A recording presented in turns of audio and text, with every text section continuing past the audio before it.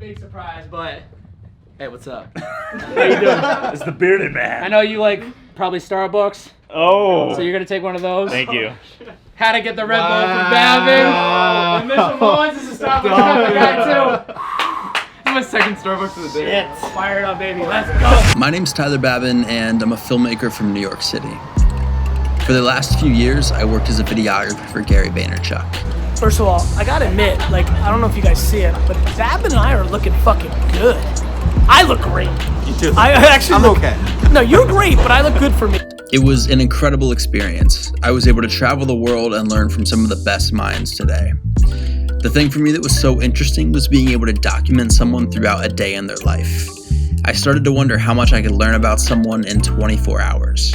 So I set out on a new project, to spend 24 hours with different creators, entrepreneurs, and influencers all over the country and tell their story. The struggle that no one sees, the sacrifice you put into relationships and friends, and the overall mental health effects that come of becoming a successful creator. ZACK KRAVITS is a filmmaker and entrepreneur from Los Angeles. I discovered his work about a year ago with his vlog series Rambling Road, which to me felt like it emulated a Netflix series more than an online vlog. And he became one of my biggest inspirations.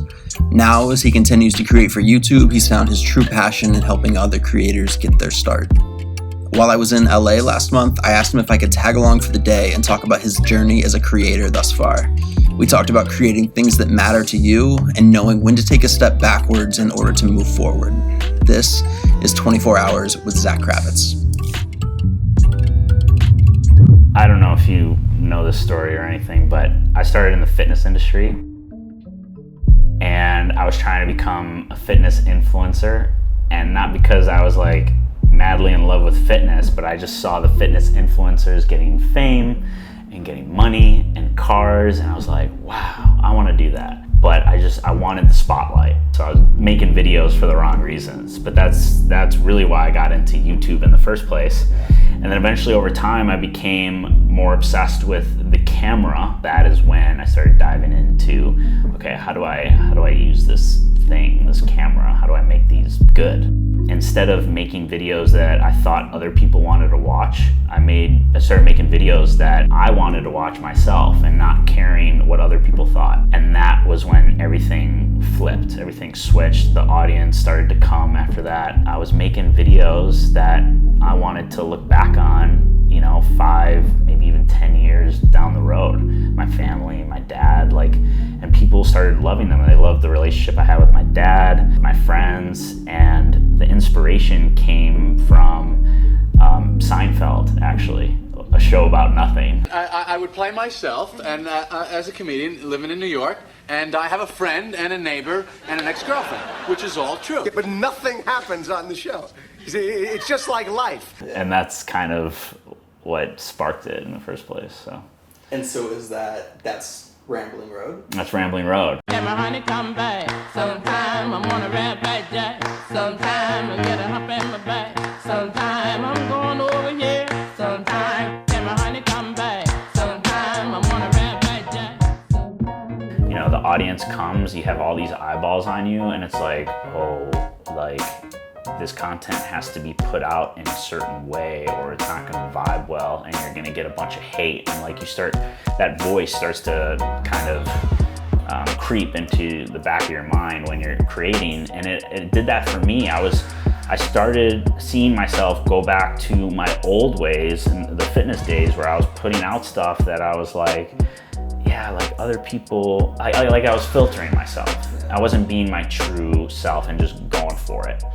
And I actually took a break from YouTube because I just felt this pressure, and it definitely caused some anxiety. I think a lot of creators have a ton of anxiety. Some people are finally speaking out about it, but I think there's also a lot of people that still don't discuss it, and I think it needs to be discussed more. My identity was YouTube, and so it took a long time to let that go because I felt like if I took a break from YouTube, I'm not going to be successful.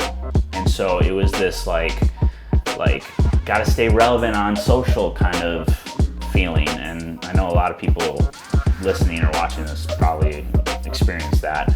this trying to stay relevant thing. I discovered what my true vision was. And, you know, I thought it was like YouTube. It gets in your head like, oh, when am I gonna blow up? I am a YouTuber. Like, it just starts kind of getting ingrained. It's really the switch of, instead of worrying about me, it's really focusing on the people that are watching it and trying to help people. That was like the biggest thing. It's like, how can I help somebody watching this video?